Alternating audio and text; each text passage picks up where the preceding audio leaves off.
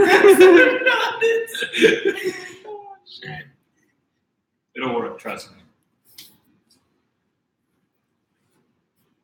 Hey, what's up, YouTube family? It's Danny Gould with the Gould team selling Silicon Valley. I promised all of you that we would go live at noon Pacific Standard Time. We're having some technical difficulties here, so bear with us. As Dusty, hey Dusty, we might be running a little behind schedule. Not we might, like it's already like we're already behind schedule. But I'm here with my buddy Sean. Sean, say what's up. We're gonna try and find a good place to put this, and we're gonna probably start filming in about 15 minutes. So I don't know if there's a way to Dusty says 10 minutes. Yeah, we could. Assuming we have a place for 2 laptops on this tiny table. We could put Maybe this, I'll put this one down here. over here, except they're not really going to be able to hear us from there. Yeah, you don't want to put it that far. See, guys, these are the sorts of things that we should have figured out yesterday. Didn't happen. Okay.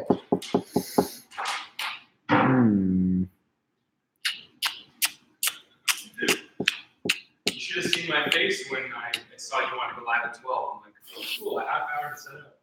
Okay. For our first ever podcast. Don't worry, guys. Well, hey, that's what makes it okay. It's our first ever podcast. Yeah. So there's a learning curve. Yeah, exactly. The next one will be set.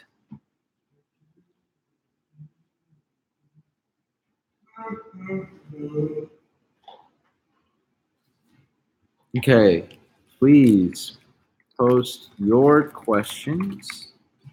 Please post your questions. We will get to as many of them as possible.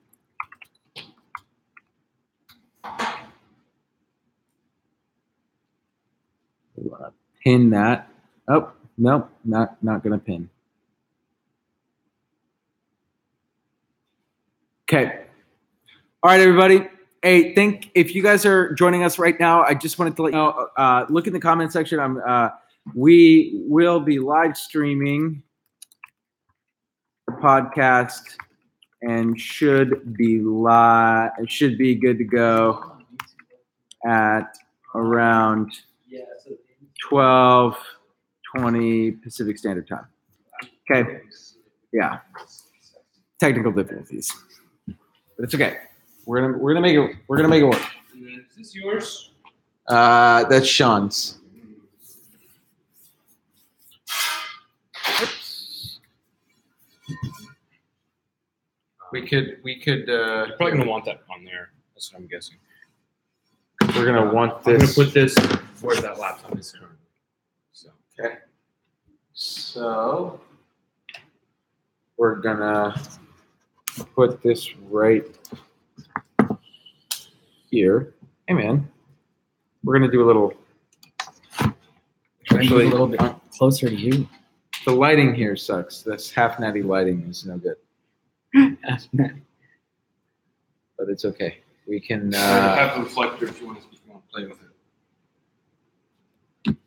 It's just we're not looking so good on the live stream. I apologize for the delay, everybody who's just joining. We will get up and running ASAP. Just keep them entertained. No one's even there. We shot by the way, the thumbnail is $300,000. We shot it with a couple $20 bills. Shh. Don't judge me. I love you guys. Hey, isn't it cute that we're wearing matching shirts, Sean? Yeah. It's really cute. Don't show them the back. Show 'em. Okay. So I think,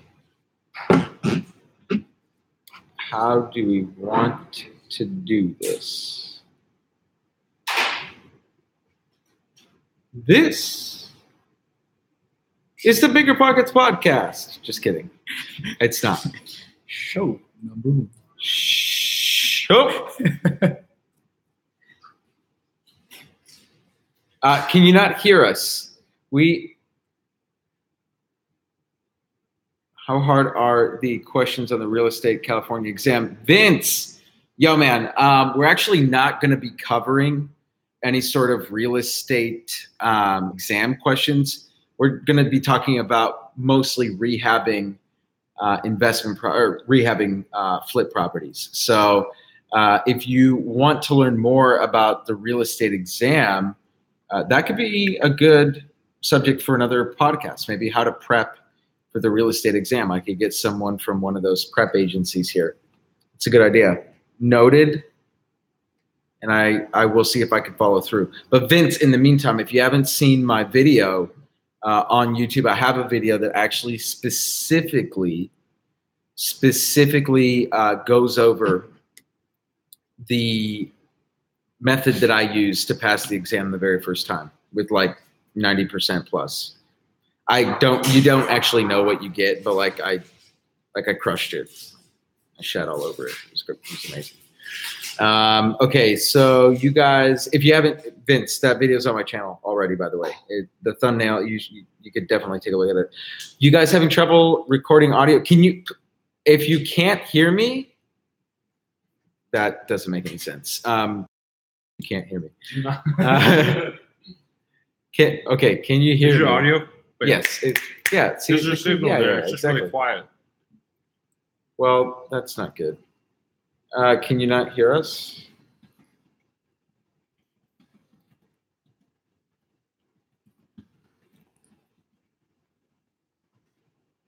Okay, perfect. Thanks, Aldo Media. Appreciate it, man. All right, thanks for the clarification. They can hear us. Okay. What's the technical difficulty? We procrastinated on the setup. We're just getting everything. We're just getting all the audio shit set up. It's pretty much ready. But we're apparently pretty much ready. Okay. Let's see. What do I want to do here? I want to make this a little bit smaller. And then I'm going to pull up the questions here. Check.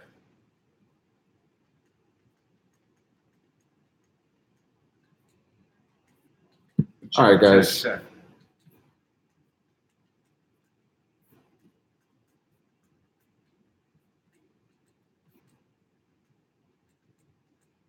All right, everybody. Check. All right. Oh, haha, prep. Yeah, I know, right? Check. Always procrastinating. A, B, Check. P. Always be Check. procrastinating. Check. Okay. Check. 1, 2. Hello. 3 people Okay. live. Check. 1, 2. I'm check. famous. Perfect. I'm just kidding, guys.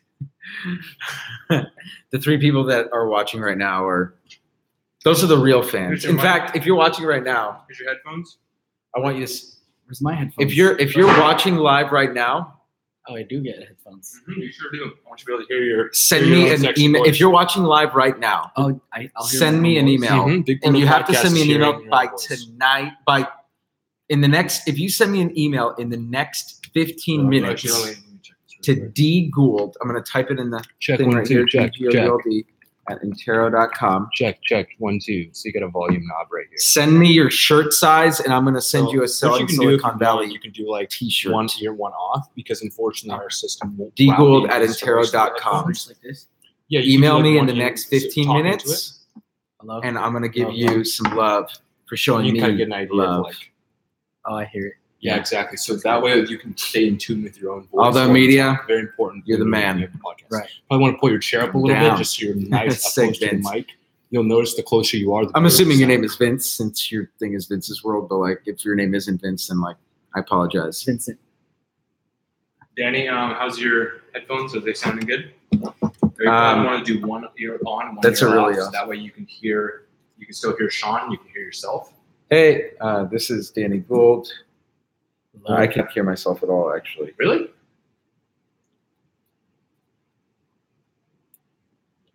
This.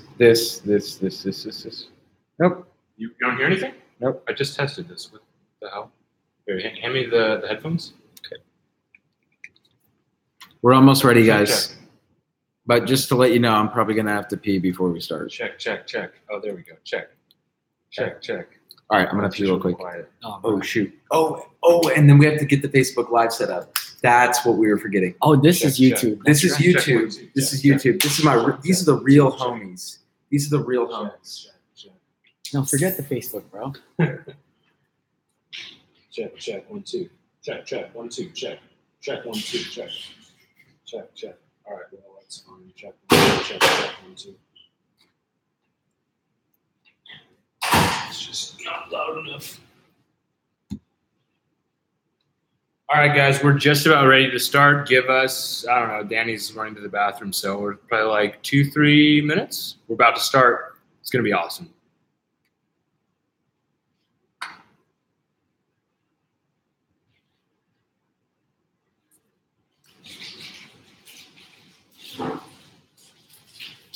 You know it.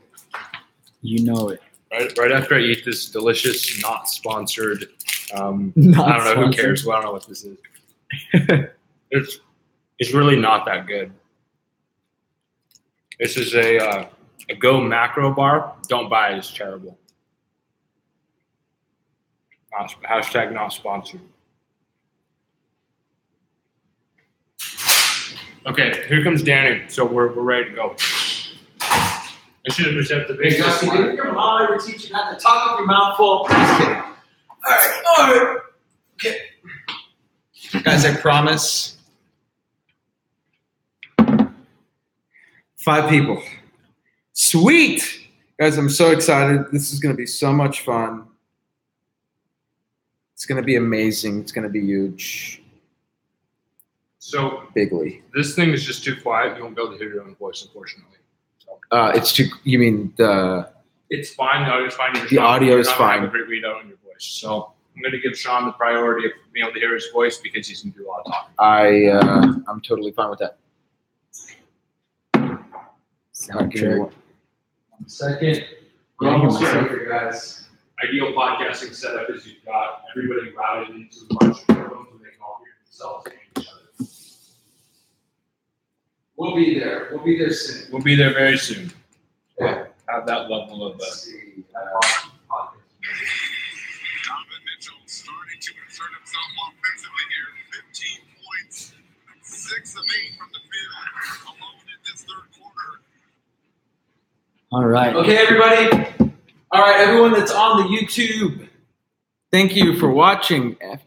It's Nino, my man. Oh, yo, Nino. What's up, dude? Dude, wait. Did you send me a connection request on LinkedIn? I think I responded to it. I think I connected with you. If I didn't, it's because I haven't been on LinkedIn in like a day. So I'm usually really good about LinkedIn too. We're gonna go live in just 1 second, guys. But first, I got to get my Facebook peeps on here too. Live interview with 22-year-old rock star Sean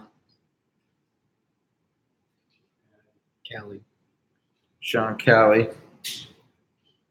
Live interview with 22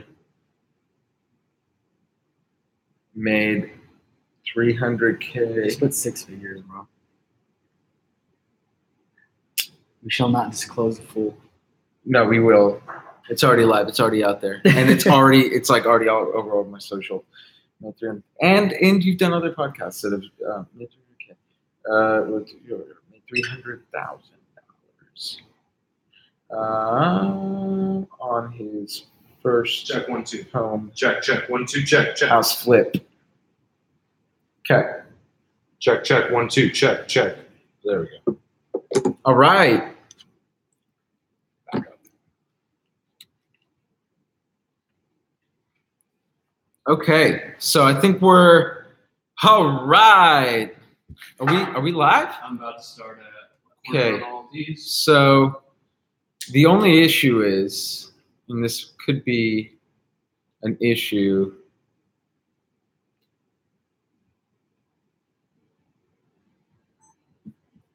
Live stream shared. Okay, sick. Damien, what's going on, man? Thanks for joining. Guys, we're going to have a really fun time today. I'm not going to acknowledge a lot of the live streaming questions until once we're significantly into the podcast. And so bear with me. If you need to hop off the live stream, but you have a question, then go ahead and leave your question, and then you can always catch the full episode on the podcast channel, which we don't even have a link for yet because I haven't even started it. So if you subscribe to my YouTube channel, you will see all the podcast episodes there, and you can also grab the link once we officially go live on the podcast channel as well. This is so fresh, guys. It's fresh. Okay. So Josh, what's going on, man? Thanks for joining.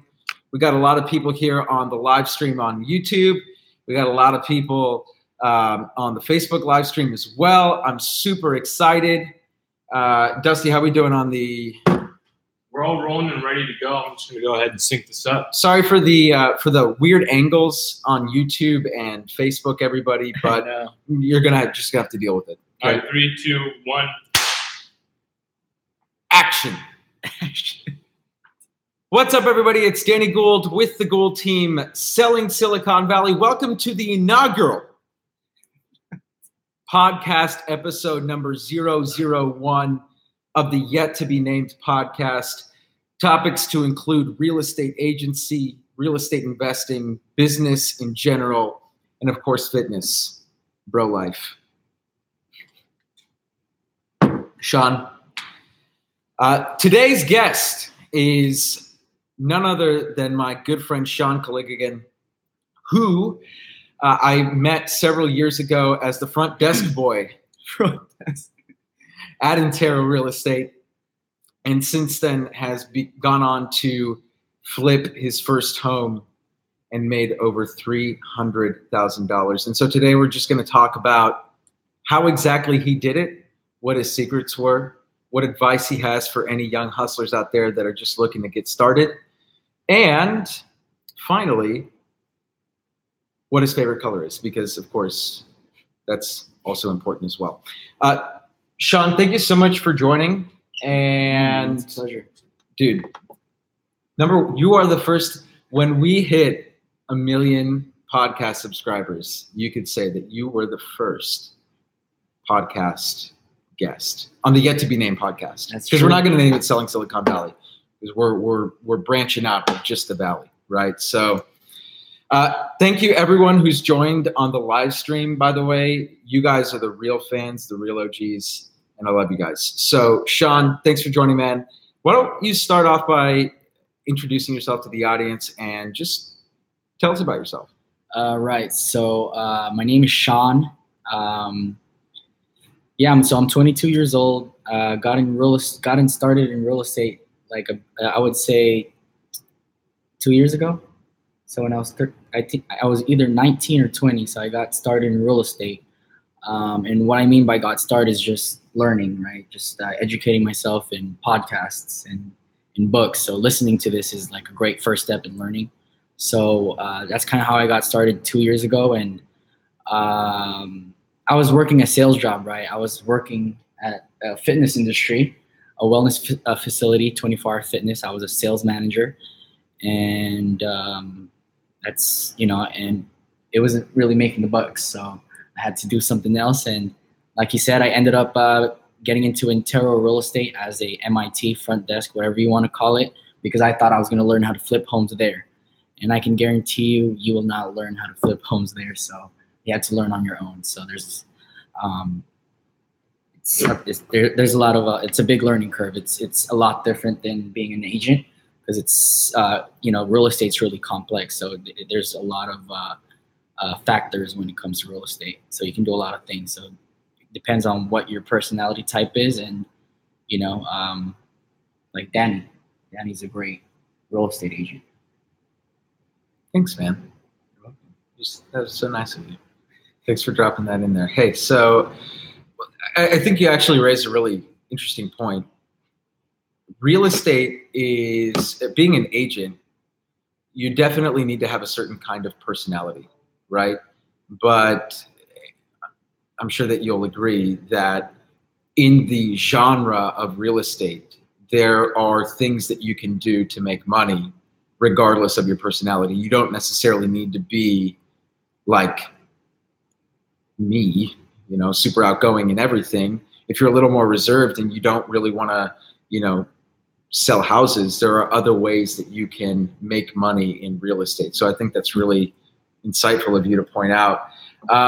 So what actually initially inspired you to start flipping? Because you were working at the front desk, and what triggered your initial interest in flipping houses? Right. That's a great question. So it actually started before I started working at Intero Real Estate. So like I said, I thought working at Intero Real Estate would, get me to learn how to flip houses, but that wasn't the case. I was actually like I said, I was working a sales job in 24 Hour Fitness, and I had this guest. He's from Canada. I don't remember his name, but I'm really grateful and blessed to meet this guy, because I asked him, hey, what do you do? And I think that's one thing as an entrepreneur, you have to be curious, right? So I asked him, what do you do? And he said, I'm here for the next 3 months. We're flipping 3 condos. I don't think I told you the story, but No. we're flipping 3 condos, and we're going to make 50 grand each. And I kind of did the math. I mean, 50 times 3, that's 150 grand in 3 months. And I was working a sales job making 20,000, 30,000 a year. So that kind of just sparked in my head. I'm like, okay, I need to get into real estate. So I just started reading a lot of books. Rich Dad, Poor Dad. I think that's where everyone got started, just by reading that book. I mean, that's like, that's where everyone gets started, honestly. Rich Dad, Poor Dad. I read this other book by Nick Ruiz, Flip. It's another great book. So I got started with those 2 books, and from there, I knew I had to leave. The fitness world and get into real estate. So I applied at Intero Real Estate, thinking that I was going to learn how to flip, like I said, but it didn't really turn out that way. But it was still a great experience. It was a great experience working at Intero, and being able to be around agents and that kind of thing, and learning about the market. I think that's the most important part of being able to work as like a front desk at Intero Real Estate, because you're surrounded with agents who know so much about the market. So it was a great insight. So that's kind of how I got started. And while I was at Intero, I would work 9 to 5 from 6 to 9, and the weekend.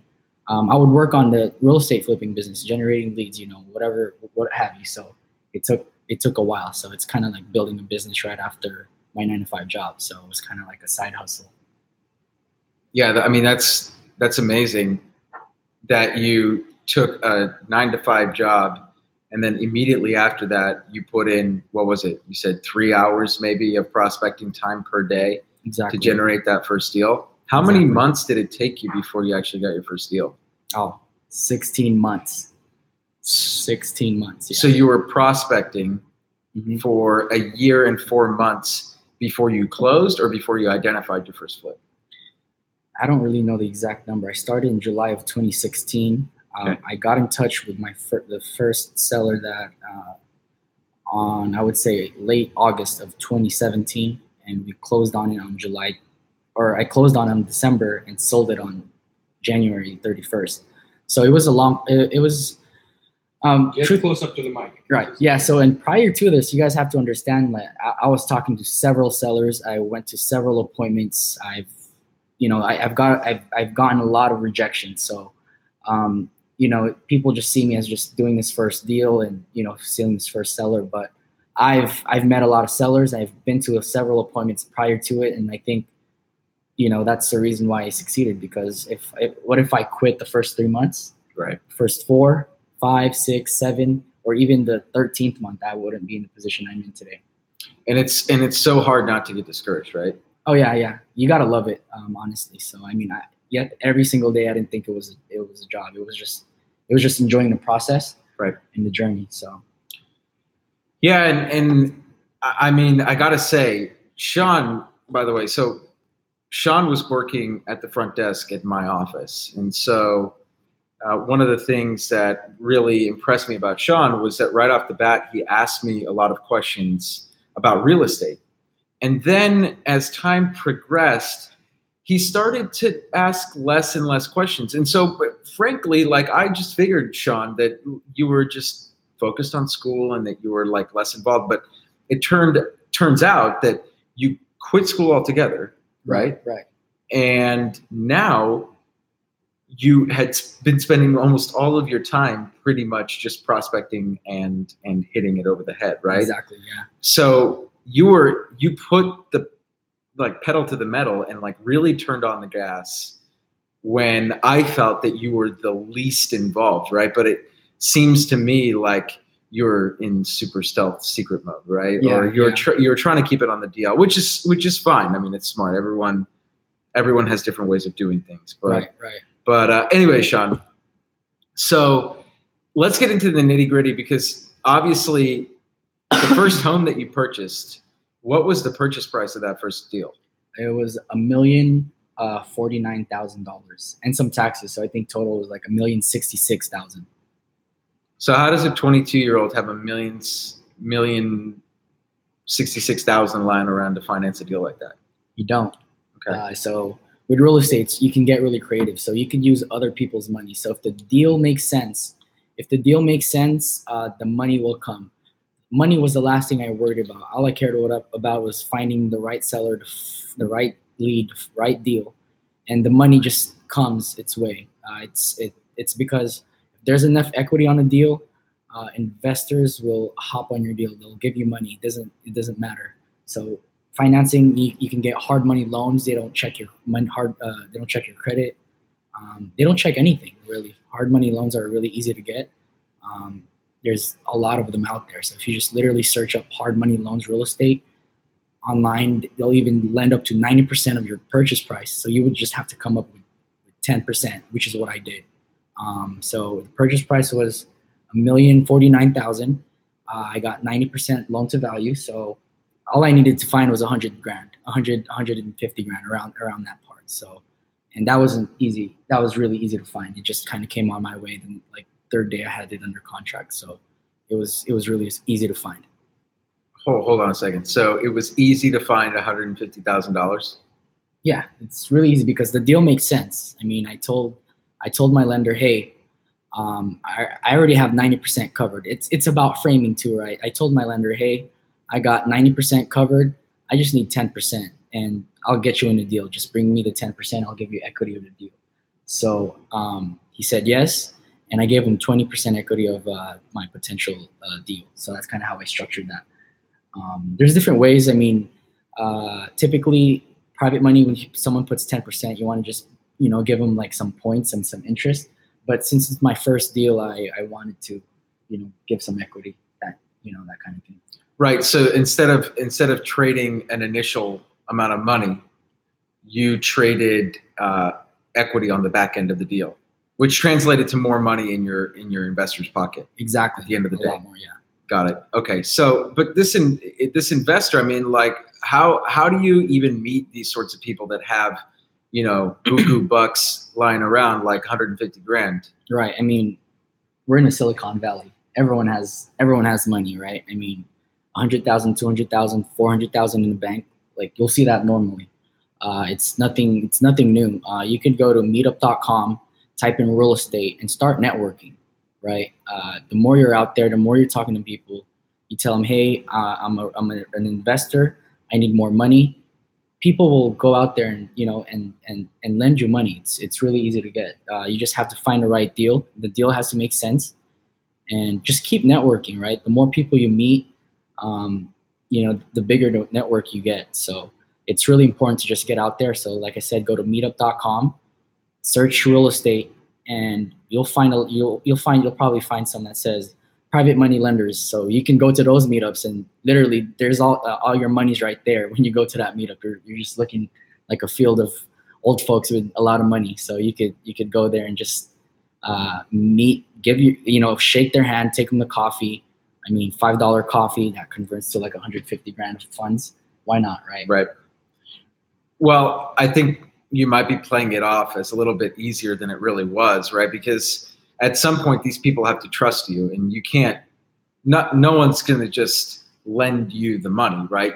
I'm assuming that you had to build some sort of relationship, like you just mentioned coffee, right? Like, I'm assuming this happened over a series of meetings and exchanges. Exactly. It didn't just happen like. No one just opened up their pocketbook for you and gave you 150,000. Like, you had to show them the financials of the deal. Mm-hmm. You had to instill a sense of confidence that you could actually execute on the deal, and execute the flip. Because, like, let's be real, if there's no meat on the bone, the guy's not gonna. I mean, anybody who has that kind of money lying around, correct me if I'm wrong, right, isn't the kind of person that's just going to give that money away. They're really going to make sure that there's a benefit for them on the back end, right? Right. It's not only the investment, but also the person. I came off as someone who's, I knew what I was doing, and I knew what I was doing because I was in it for 16 months, and I was day in, day out, I was learning it. So they have to trust you first and foremost before they even lend you any money. So, because you're the collateral, right? If you don't satisfy your lender at the end of it, like it's bad news for you, right? Because you have to make sure everyone's happy, right? So you gotta just say what you're gonna do and just execute, right? Absolutely. Well, I'm wondering here because we've been talking about the rosy part of the deal, right? But did you have any challenges during the course of it? Oh, dude, yeah, a lot. So I've had a lot of no's. I've had a lot of deals that I thought I was going to close. I've had 75. I had 75,000 on the line. That's probably going to be on another story. I've had another deal. There's a lot of deals that came in my lap that I didn't execute because of experience and didn't know what to do. So, you just learn. And one thing I learned is just don't count your chickens before they hatch, because mid-June 2017 I was already ready to quit my job because I thought I had the $75,000 deal that I was going to close in El Sobrante. I ended up working with the wrong seller. So the seller I was working with was out of state, and he or she didn't even own the property. So that was kind of sketch in the first and foremost. I shouldn't, do some research, do a lot of research. And, I almost got in that deal, and it was horrible. Right. And then, I thought I had 75 grand ready in my bank account, and it fell out. And, it was sad. It sounds like it. Yeah. I wouldn't want to lose 75. But all in all though, wouldn't you agree that every deal that falls through or every opportunity that you miss at the very least is some sort of learning experience that you're not going to repeat again? Oh yeah, exactly. So it's all about learning. I failed a lot. So if you just keep failing forward, you'll get there. Till this day, I'm still failing. You always learn something every single day. So people always say, what's the return on investment? What's the ROI? I see it more of as, I see ROI more of as like a return on information. Even if I didn't get anything monetarily from a deal or from a lead, from a seller, what did I learn? Did I learn something out of it? Then if I did, then hey, I'm not gonna be sad about it, right? So just kind of move forward and just keep learning, because you still learn something from it, right? So that's kind of how I see things. I love it, man. I love that ROI, return on information. Gonna jot that one down. So let's pause really quick. I'm just gonna restart the cameras. Okay, sure. They have the record limit. Sean, be sure to. I want you making out with that mic, buddy. All right. The better it'll sound. Don't do that. That's gross. You're gonna use it next. The next person. Yeah, exactly. All right. So we're okay. Cool. That was our first commercial break, everybody. It was a paid advertisement by Nike. Paid us a lot of money. So we're back, and I'm glad that we talked about some of your failures, Sean, because I think a lot of people get into it and they think, okay, well, I'm going to hit home runs and knock it out of the park. But you and I both know that, especially here in the Silicon Valley and in any market, right? Mm-hmm. You have a lot of competition. Like, there's a lot of people gunning for deals in this market, right? And so how do you actually go about trying to find these deals, right? How do you actually go out there and find a potential flip? Because there's a lot of ways to do it, but there's also a lot of competition. Right. You're not only competing with other investors, you're also competing with real estate agents, right? But I don't really see agents or investors as competition. They're more your connections. But as far as finding deals, there's different ways to find deals. There's free ways, there's paid ways. I started with, I don't know if I told you this, but I started with bandit signs. Those you did tell me that. Those signs that says "We buy houses." I tried that. didn't resonate with me. It wasn't something I did. It was Ghetto. yeah. It No. was, yeah, so I stopped doing that. I only did that for a month. So I'm like, okay, I'm not doing this. This is way too much. I've done flyer drops. I went to Home Depot, started flying dropping. I did that. That didn't work for me. So these are a few ways, right? You can do these. Direct mail. I literally opened up like 3 lines of credit and just threw it all out in direct mail. I wouldn't suggest that, by the way. Don't open lines of credit and just throw it in marketing. I mean, you can, but you got to do it strategically and smartly. And I ran out of funds. I was literally capped of my credit cards. I was over $20,000 in debt, but that $20,000 of debt gave me a lot of experience because sending direct mail and all this got me in front of sellers, got me in front of talking to sellers, because that was the experience that I needed. And once I capped out my credit cards, I started cold calling. So, just started dialing and started calling. So that's another form of marketing. So direct mail and cold calling right now is what I'm doing, if you guys are curious. And I'm looking into PPC, so pay-per-click, something online, that kind of thing. So there's a lot of ways. There's a lot of ways to get in front of sellers. Door knocking is another one. I don't know what else. I mean, I'm sure. Well, I know that since I've had the privilege of listening to another podcast that featured you, I know that you had a specific term for what you've been doing, because there's a term in real estate, especially when it comes to trying to identify flip properties, is driving for dollars. Correct. Right? And driving for dollars, for those of you that don't know, is basically going around neighborhoods and scouring them for the ugliest, crappiest, worst homes in the neighborhood, because let's face it, those are the ones that are going to need rehab, and a lot of those sellers can be in distress. And so, Sean, maybe take us through what you do that's a slight twist or variation on that. Right. So driving for dollars, like you said, you just drive around neighborhoods, but it's 2018, there's Google Maps, right? If you literally type in your home address on Google, you will see your home right there, and you can start walking. So I call it browsing for dollars. So you could literally, depending on how updated Google Maps is in that area that you're looking to target, you can literally move around, go around on Google Maps and find the houses that need some disrepair or need some work, right? You can do that. Things to look for: overgrown grass, hoarders, shot roof. There's a lot of indicators that, the house needs a lot of work. So, you can find that via Google Maps and then find an owner and skip trace them, give them a call, be like, hey, I know this is Sean. I know this call's completely out of the blue. I'm calling in regards to the home on 123 Main Street. I'm interested in buying. If you're interested in selling, give me a call, and kind of just started from there. Awesome. And I want to make one thing clear, because I want to make sure that everyone at home understands this as well. When you're calling these people and you're flipping a property, I know that there's a stigma behind flippers and investors as trying to take advantage of people. Mm-hmm. And I want your opinion or your take on that mindset. And, do you agree? Do you disagree? How do you feel about that? Yeah, I get where you're coming from, but at the same time, I do agree and I disagree, because there is some people out there who just looking to take money and, just take advantage of sellers, that kind of thing. But when I do present my deals to sellers, I tell them, hey, if you want top market value, you should probably list it with a real estate agent. I know a good one. His name is Danny.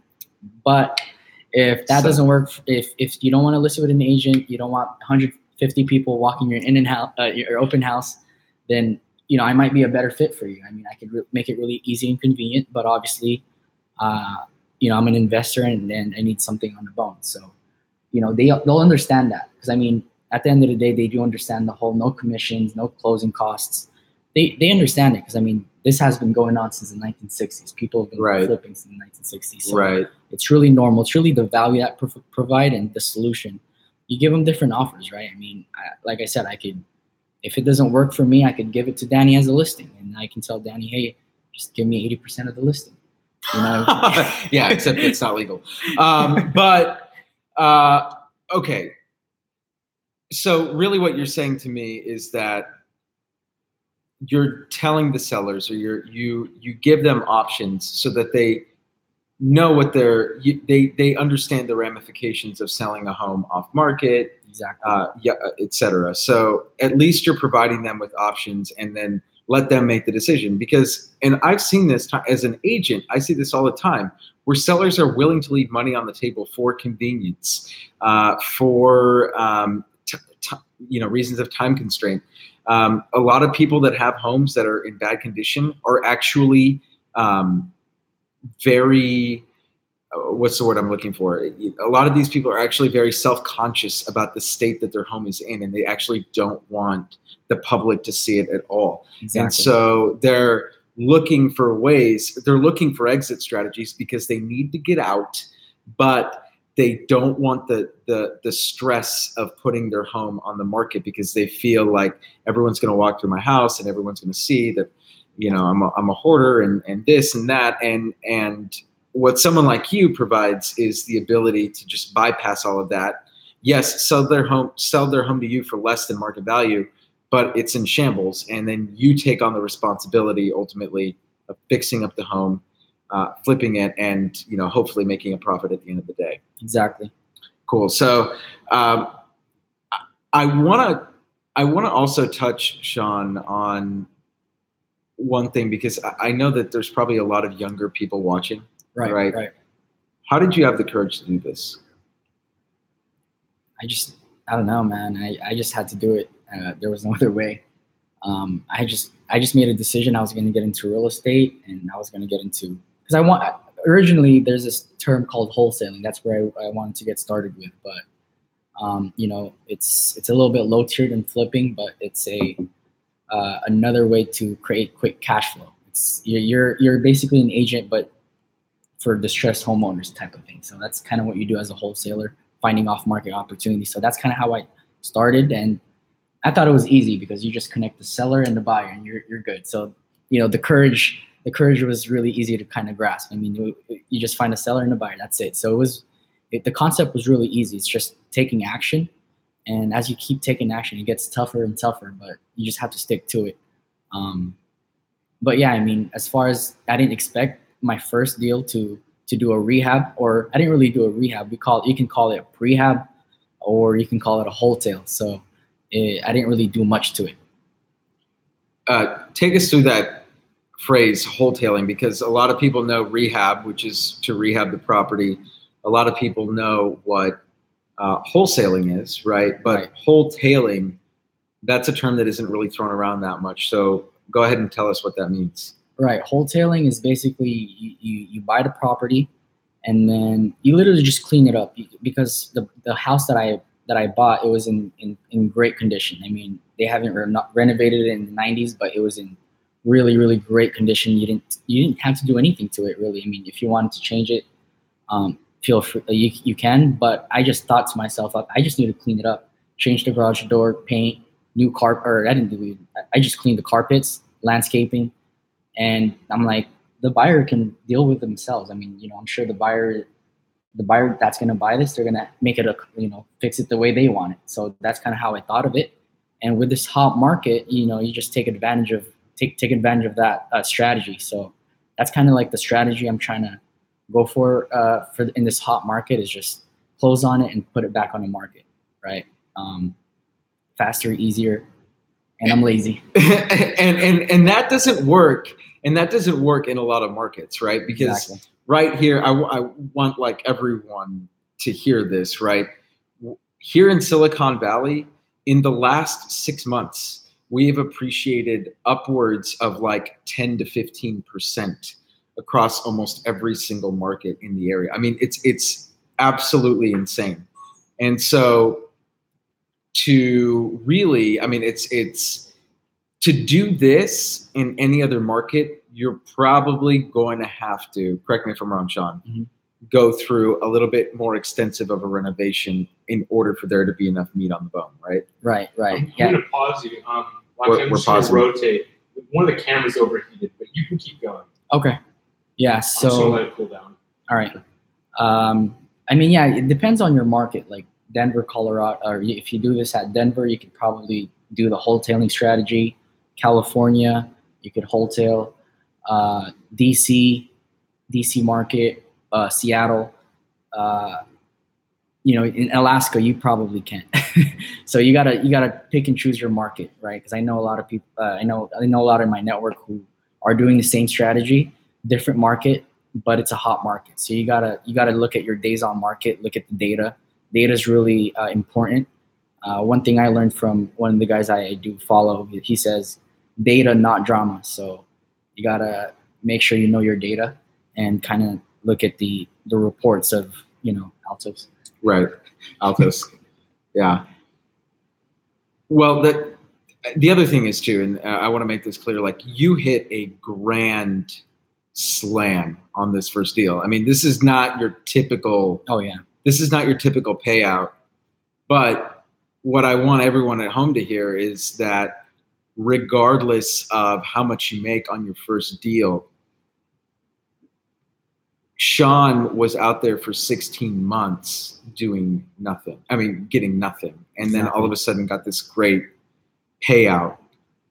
But the experience and the education that he got in the first 16 months, right, Sean, like really have geared you for future success. Yeah, exactly. You just have to get out there and do it, right? Mm-hmm. I mean, there's like, until you do it, you're not going to know what you don't know. Right. So how long did it take you for your first listing? My first listing, I didn't list a property. I worked with several buyers, but I didn't list a property until maybe month 7 of being in real estate. Yeah, exactly. I mean, no, month 8. And I took 2 listings in that month, and I was like, I'm a gangster. But now that's pretty typical, right? So look, I guess we have a couple more questions for you, and then I'm going to get to the live questions as well. I want to try and keep this under an hour. Oh, we're all right. So what are your what would you say, Sean, has changed since this happened, and has your life changed for the better, for the worse? What does that look like for you right now? It's for the better and for the worse, because now I quit my job and I'm literally doing this full time. So I'm figuring out kind of how my schedule works out. So it's really tough because, I mean, once you so-and-so, what do you call it? You become an entrepreneur and you don't have any, you don't have anyone to report to. You work, it's really hard to stay on track, right? I mean, the one thing in 16 months is you got to stay persistent, consistent, and massive action. And, it's hard to do that consistently day in, day out when, you have this, you have 300 grand laying in the bank, right? So it's really tough. So it's just learning how to block time. So that's what I'm trying to learn right now. Right. It's really tough because, I'm so used to working. I've been working at a 9-to-5 job since I was 16. So I had to break through that. Awesome. And so what does your daily routine look like now? Because I've found, right, Sean, and I'm sure that you'll agree that routine creates a certain level of accountability. Right. So what does your daily schedule look like? Because obviously flipping property, like, it's not like you have any set schedule. So what does that look like for you? Right. So, I mean, man, I've been kind of falling off. You're putting me on blast here. Damn. Well, it looks like you need an accountability partner. Exactly. So I'll be texting you tomorrow at 5 a.m. Exactly. So what get your ass up, Sean. Typically my daily routine, a perfect daily routine that I have every single day is I would wake up at like 5:30, 5:45. Write in my journal. This is really key, guys. So you write. I have a journal next to my bed. I write two 10x goals. If you guys know Grant Cardone, I write 2 10x goals. I write 5 things that I'm grateful for, 5 things that I want to be known for, and then 5 things that I intend for the day. And right when I write that down, I take my pre-workout and head to the gym. And I should be done about 7 or 8, get my breakfast in, and I would go to my office. And my office is Starbucks, Pete's, wherever. and just hammer the calls, start cold calling, start, prospecting. So I kind of structure my day kind of like a real estate agent, because I'm sure that's kind of how you kind of have yours, right? Prospecting early in the morning, get that big frog out of the way, swallow the frog early. Yep. And then, get some lunch and go to appointments, right? I mean, that's the most important thing. And a lot of meetups in the evening. So I still go to real estate networking events, finding more money, and, that kind every single day. So Monday to Friday, and then Saturdays as well. Right. And the falling off thing, I think that it happens to the best of us, right?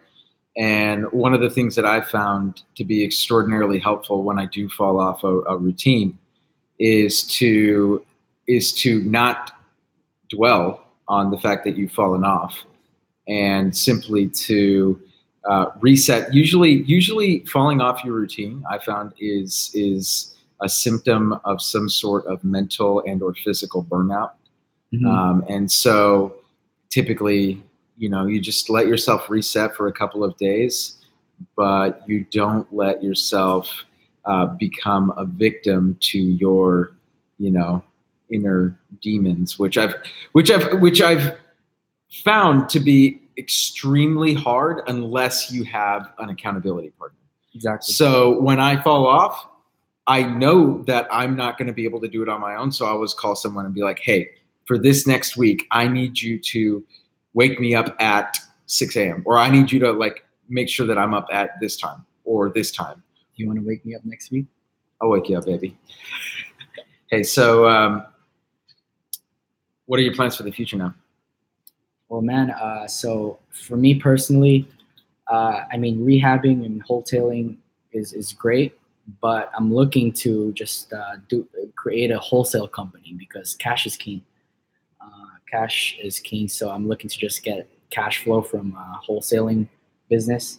So I'm going to be ramping up my marketing and try to do 6-figure months essentially from wholesales, and kind of pick and choose my rehabs and my wholesales, right? So, and if you're looking 3 years, 5 years down the road, I'm looking into get into new construction, new development. So that's kind of like what I have my eyes on. Because what I'm doing right now, and I meet a lot of big people in this league, and what I do is really, it's nothing special. It's really it's pennies, right? It's nothing really good. The people, I want to get into development and new construction, right? Building a home from the ground up. That's really one of my goals. Great. So let's turn to some audience questions here. I saw a really good one pop up just at the end here. Although Media Productions asks, I'm from a smaller town, so what's your insight for those wanting to flip in smaller markets? And you network with a lot of rehabbers and flippers in smaller markets, right? Sure. So what have they told you that works in those markets, and how would you go about doing that? To be honest, it's all the same. It's just consistency, persistence, and massive action. You just got everyone's doing the same thing, but it's just who does it consistently day in, day out. Everyone, there's really no unique strategy. You just have to do one strategy and just put your all in on that, and I'm sure something will happen. It's just showing up every single day. And to clarify, you didn't do this all on your own, right? You networked and acquired several mentors over the last 2 years. Exactly. That helped you along in the process, right? So you're not going to do it all on your own, mm-hmm. right? And I don't care who you are or where you come from or what industry you're in. You're always probably would have. I would suggest getting a mentor now. If you're really looking to get started, get a mentor now. Don't try to do it yourself, kind of like what I did. I would have probably gotten my deal a lot sooner than 16 months if I actually got a real mentor that kind of, walked my hand through my first deal. But I was stubborn. I knew I could do it myself. I did. I don't regret anything, but, I think it would have shortened my learning curve if I legitimately got a mentor that would walk my hand from A to Z. But you do meet a lot of mentors out there that's going to give you advice, but you actually need a mentor that's going to walk you through from A through Z, like I said. Well, you had a lot of advantages too, because you were in a real estate office. You learned a lot about the market. You had been networking for 2 years. You had been educating yourself for 2 years. So it's not like you were getting in cold turkey. Right. So maybe for someone that is just getting started and knows zero things about real estate, perhaps the wiser thing would be to find someone who's already doing it at a massive level in their market and be like, hey, can I work for you for free? Exactly. For 10 hours a week. Yep. Or for 5 hours a week, just so that I can learn and take in exactly what you're doing. And who knows? I mean, maybe they'll make you a bird dog. Maybe they'll make you some sort of person that that can bring value to them. And eventually, they may even like bring you on as part of their team. And who knows, right? The possibilities are endless. But right. Unless you surround yourself with people that are successful, in your case, you did it by way of mentorship, networking groups, and being in a real estate office. But you could just as easily do it by going and joining a flipping organization that's flipping, 50, 100, 200 homes a year. Exactly. Because those do exist, especially in the smaller markets, right? So if you're asking that question, or if you're asking yourself, how do I get started? You could do it the hard way, which is what Sean did, right? Or you could do it the slightly less hard way, which is going to be, just finding an organization or a mentor that is already doing it at a massive level. Okay. I'm always looking for more cold callers, so if you guys are. There you go. There's this right hook for the day. No, but that's good, right? Because at the end of the day, I mean, whatever you can do to learn the business. There are so many different things. People think it like happens overnight, and Sean's making it sound really easy. But if anyone is like their head is still spinning, just keep in mind that every real estate transaction, there are so many different pieces to it. I mean, it literally takes so many there are so many obstacles in any given real estate transaction that you have to constantly overcome.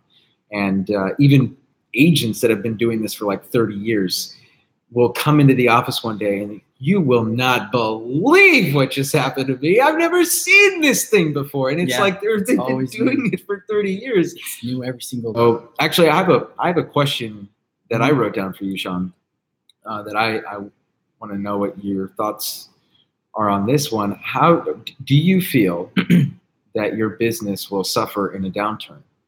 And if so, what steps are you taking to counteract this? Yeah, that's a great question.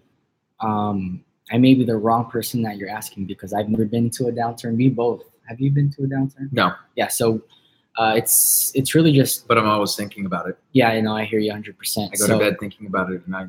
Yep.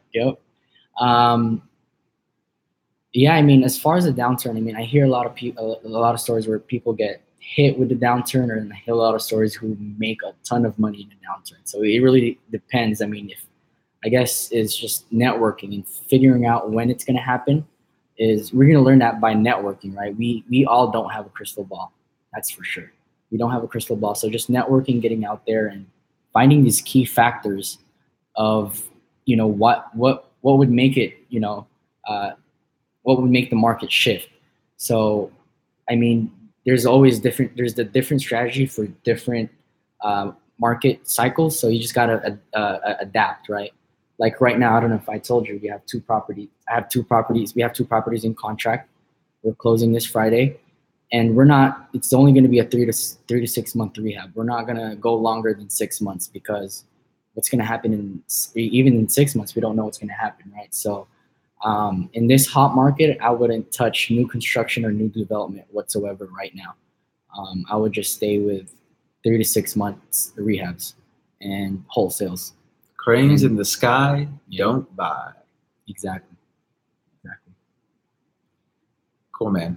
So no new construction. Well, and you're definitely talking to the less experienced people. I think that there's a lot of people that are like legit, that obviously you should still be doing your thing. But right now we're speaking to the young buck.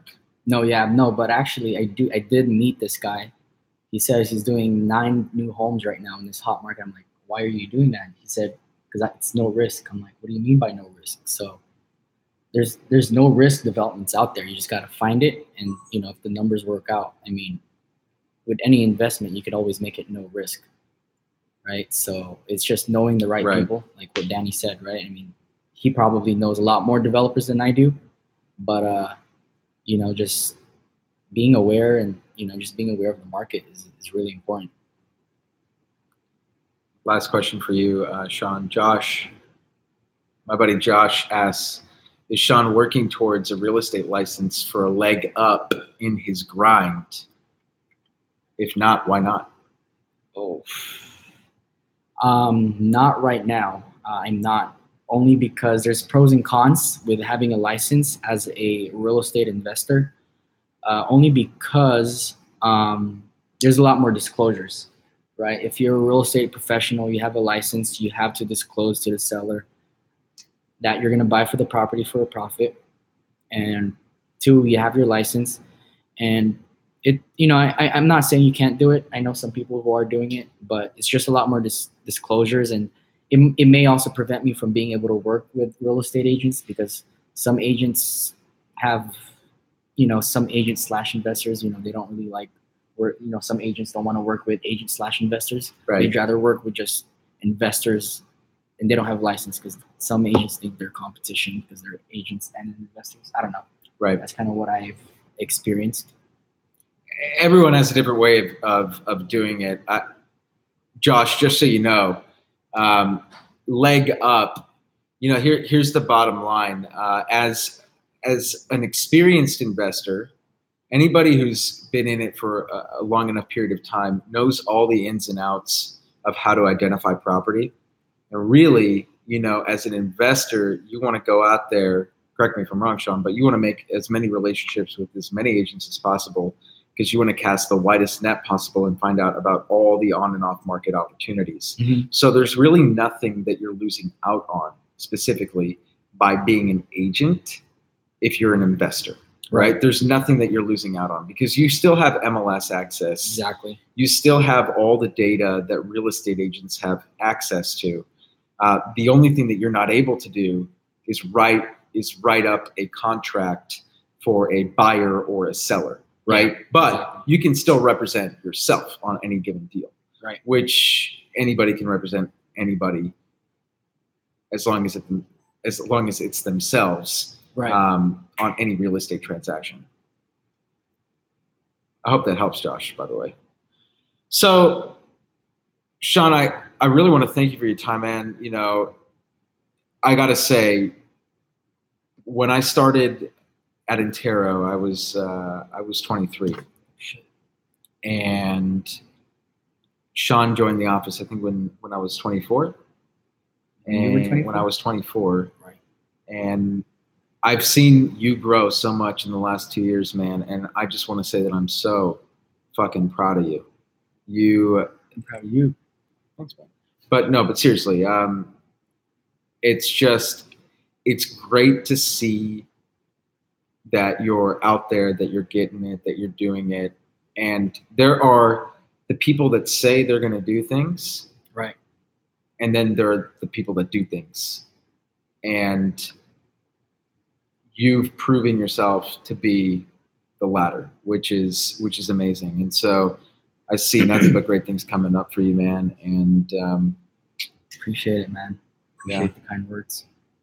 So I love you, man. I'm just kidding. Okay, that's gonna wrap up this inaugural episode of the yet to be named Real Estate Business and Fitness Podcast. Gonna sip on my protein shake before I sign off here. Sean, any final words? Any last minute jabs or right hooks that you want to throw? Yeah, just if you guys have social media, you guys can follow me on Instagram and or Snapchat at Sean Cali, SeanCali. Sean Cali, my Instagram and my Snapchat. You guys will be actually see my very first flip.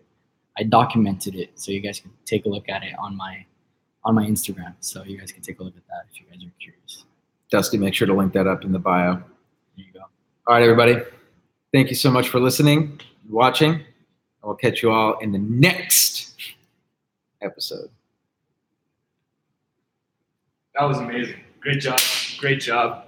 Was that good? Thank you, That YouTube was fam. Fantastic. Although Media Productions, I didn't want to put this on the podcast, but a downturn. What we're talking about is simply an economic downturn. So if the market corrects or crashes, right?